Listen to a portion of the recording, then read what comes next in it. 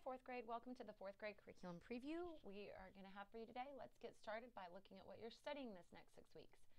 We start with a unit overview. You are in fourth 6 weeks is Unit 8, Conflict in Texas. So you are going to be working about what's going on with Texas coming around the Civil War.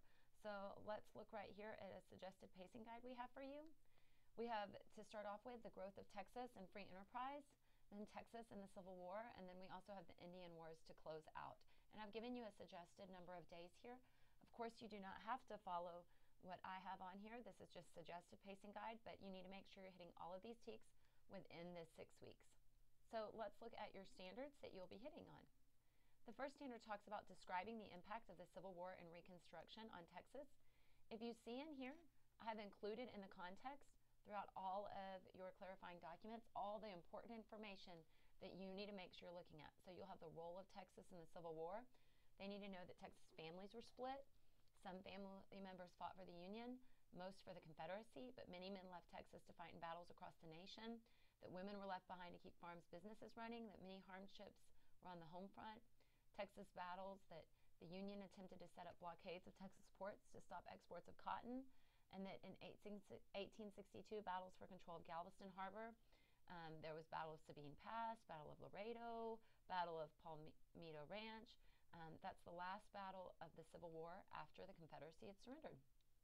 And that the impact of the Civil War was that there was the Emancipation Proclamation, and also remember that that hit Texas on June 19th, today celebrated as Juneteenth. That the Texas economy fairly strong because of limited fighting here, and that many freedmen became sharecroppers, and the Freedmen's Bureau helped African Americans. So we have some sample assessments for you, utilizing the student create a position statement with at least 3 supportive statements on why or why not Texas should join the Confederacy. I have lots of websites here that will give you some places to look to find some additional resources. But remember, there aren't a lot of TEKS. This is your only TEK on the Civil War. So you only have one TEK because it is supposed to be a broad overview. I've given you a couple days, but there's no need to go into great depth and detail. Remember, you're really looking at how this affected Texas. Next year, 5th grade will hit on the Civil War and the effect it has on the nation. You also have a TEK here about examining the effects upon American Indian life resulting from changes in Texas. So I have right here the Indian Wars, and the ones that you need to talk about: Buffalo Soldiers. You need to talk about the railroads bringing newcomers to Texas to claim lands and the different battles that we had. And then here I have what were all of these things. These were all changes that had an effect upon American Indian life. We have geographic tools here, and we want to illustrate a map of Texas, and you can talk about the major battles and the Civil War, which would be a great thing to do. So on this right here, look at the context again. We want to study maps of Texas settlements in the last half of the 19th century, as well as study Civil War maps. And they should be able to translate this data, and that's once again Civil War maps and the maps of the last half of the 19th century. We want to identify and explain clusters of settlement. There is a great map on page 239 in your Scott Forsman textbook, and I have some questions that you want to talk about. Why do you think most settlers settled where they did? Why do you think they're there? And look at who settled where. That also describe the locations of towns and cities. Look at that page 239. Talk about why do you think there's so few settlements in West Texas? Why do you think they're all in East Texas? What does that mean? What's it close to? You're also talking about the development of the free enterprise system and illustrating a map of Texas. Talk about areas where immigrants settled and the routes of railroads, and about the free market system, and also describe why the free enterprise system started in Texas. The answer is more people moved into Texas, the need for goods and services grew. And with that, all that came about. Here I have an example for you, including supply and demand with free enterprise. Those are 2 key words you need to know about. You are a merchant in Texas in the late 1850s. What one item will you sell and what will you do to make a profit? And then I have one that says when the demand is high but the supply is low. Just to let you know, 3rd grade goes over this as well, so you're following up on how this impacted Texas. We want to give examples of the free enterprise system in Texas.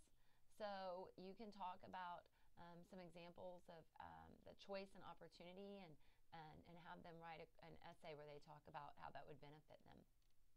I have a lot of writing for you already built in for this 6 weeks because I know you're leading to your writing test, and I figure that this will just give you another way to keep those kids writing and keep them busy, and you can even do that in social studies.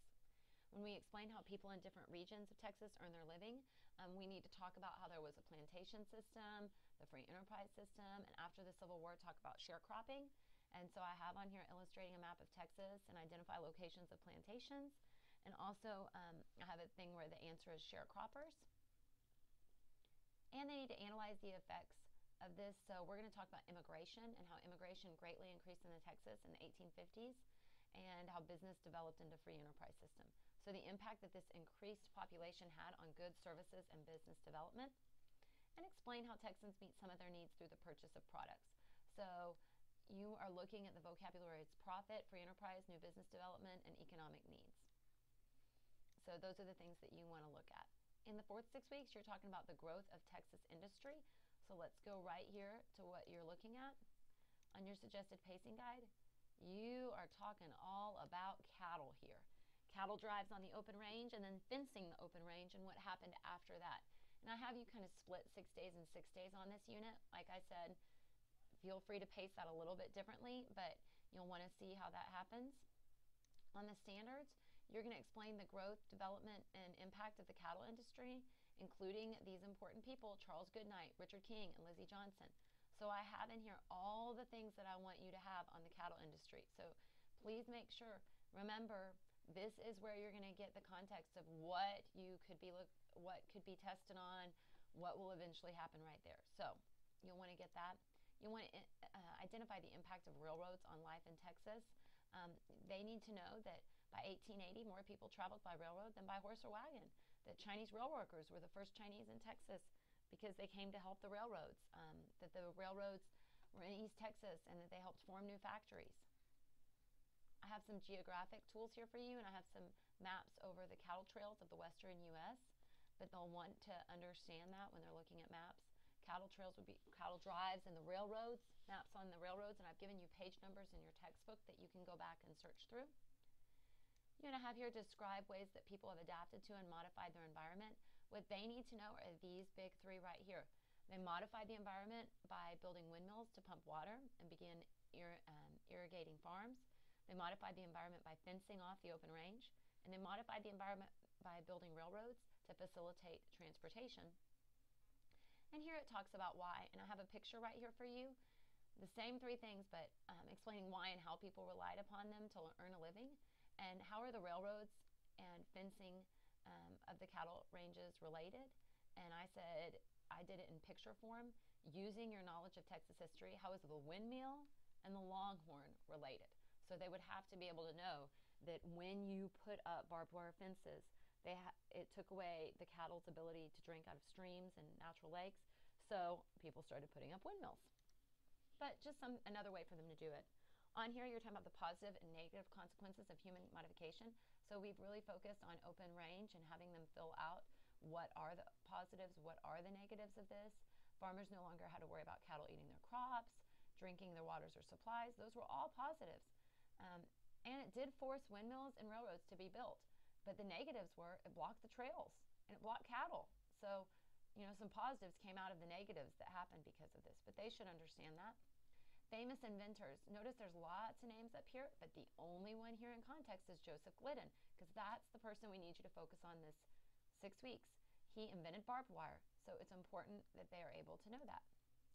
And you're talking about the importance of scientific discoveries, such as the shipping industry and railroads brought products in. And so we have on here, I have a sample of you about how use the map to explain why lumber business became so profitable. And I have a population changes in Texas and Texas railroad mileage. And we talk about what can you infer from looking at the two maps. So all of this is information. You're going to start off with kind of Civil War, and then it's going to take you through big cattle. Fourth grade, I know you're doing an excellent job. We have lots of opportunities for you to get those students writing in your classrooms this 6 weeks. I hope that will really help you as you're looking towards your writing test. If you have any questions, as you know, please let me know. You're doing a terrific job. I appreciate all you do, and have a fantastic fourth 6 weeks. Thank you.